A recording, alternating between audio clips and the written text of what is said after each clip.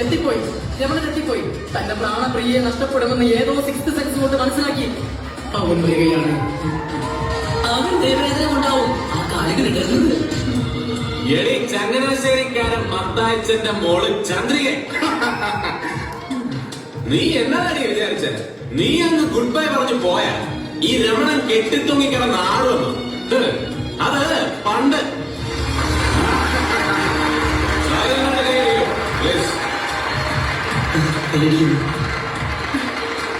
ഇപ്പൊ എന്റെ കഴുത്തിൽ ഒരു കുരുക്ക് വീഴുന്നെങ്കിൽ അതിന്റെ മറ്റേ അറ്റത്ത് നീയും ഉണ്ടാവും മോളെ.